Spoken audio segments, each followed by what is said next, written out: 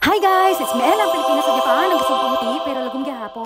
For today's video guys, ipapakita ko sa inyo ang mga ginagawa ko pag ako'y day off. Pagkagising ko, iniiwasan ko munang gumamit ng cellphone. Tsak, hindi natin magawa ang mga dapat nating gawain. Ulat na lang tayo na kinakain na pala ang oras natin. Pagkatayo ko ng higaan, umiinom agad ako ng maligamgam na tubig. Pagkatapos, wala nang hilahilamos pa, wala nang toothbrush pa. Naklas ko agad ang kubre kama. Mahirap na, baka tamarin. Birada na agad tayo, walang ibang gagawa ng mga gawaing bahay natin kundi tayo. Masarap sa pakiramdam na malinis ang bahay at mabango ang hinihigaan mo. Bago pa lang ako magbaklas ng kubre kama, nagsalang na ako ng mga labahin na di kulay. Para double purpose. Mapabilis natin ang mga gawaing bahay. At saka, time is gold. Pag nasa ibang bansa ka, ang mga galawan mo, daig pa ay army.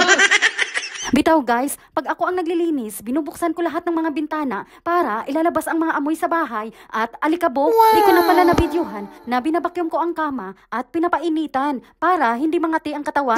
Isang linggo, isang beses pala ako nagpapalit ng kubre kama. Kasi yan yung pinaka-relax ko, ang higaan. Masarap ang tulog ko pag mabango. So gusto ko rin pala ang kulay puti ng cover ng kama ko. Share ko pala sa inyo guys, nung dalaginding ako, napakatamad ko sa gawaing bahay.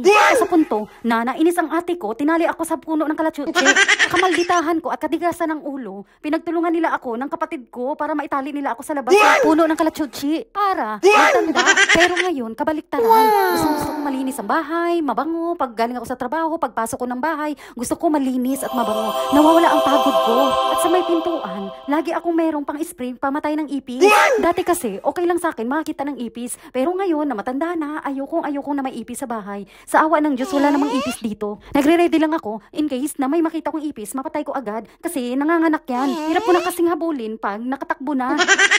Bitaw guys, pag tumatanda ang tao, nagbabago. Iiba na rin ang pananaw mo sa buhay. O diba, dinaan ko lang kayo sa kwentuhan, natapos ko na yung pagbe-bedsheet ko. Ayan, panigurado, sarap na ng tulog ko niyan mamaya. Parang sa hotel yan, banat na banat. Kansado.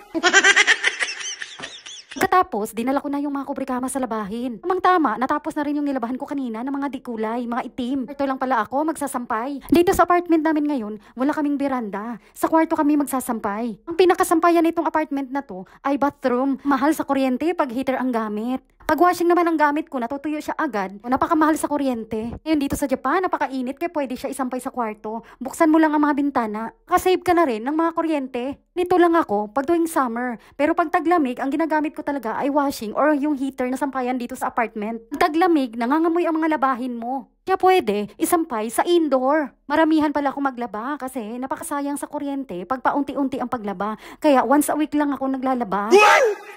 Pagkatanggal ko na pala ng unang sinalang ko na labahan, sinunod ko na agad ang mga bedsheet. Tapos na agad ang gawaing bahay. Dito sa abroad, sa'yo lahat. Kahit day off ka, gumagalaw ka pa rin sa loob ng bahay. Ang nagsasabing masarap ang buhay abroad, ay nako, napakahirap po. Wala kang ibang katulong dito kundi sarili mo lang. I-share ko na rin pala sa inyo guys, ubong yasumi pala dito. Ang ibig sabihin ng ubong yasumi is parang ano na sa atin, araw ng mga patay or All Souls Day. Long holiday pala dito. Simula August 12 hanggang August 16. Tinatawag nilang Nagayasumi. Dito sa Japan pala, ang long holiday sa isang taon 2 beses lang.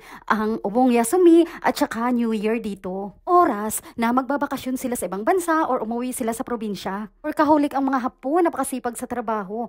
Pag long holiday, yan, nagpapahinga na sila. Wala tayo sa ubong yasumi guys. Umuwi yan sila sa kanya-kanya nilang probinsya. Ibisita nila at nililinis nila ang libingan ng kanilang mahal sa buhay. Yan na rin ang oras na magkita-kita silang magkakapamilya. Dito sa Japan, kasi busy sa pagtatrabaho, halos hindi sila nagkikita-kita. Kaya ang ubong yasumi lang ang may chance na magkita silang magkakapamilya. Ayan guys, nagbabakyum na pala ako niyan. Pinagpapawisan na ako. Tapos na ako sa paglilinis, paglalaba, at kahit papano naging maaliwalas ang bahay. Ang tagaktak na pala ang pawis ko. Pagkatapos, mag-uufuro na ako, maliligo na ako. Magre-relax ako sa bathtub. Mamaya naman, magne-Netflix ako. Sarap, buhay. Yan yung pinaka-relax ko guys. Kayo, ano yung pinaka-relax nyo? Comment kayo sa baba para alam ko rin. Ug diri-reday takuto pag nagustuhan nyo ang video ko. Please like, share, and follow. Thank you for watching guys. See you to my next vlog. Bye!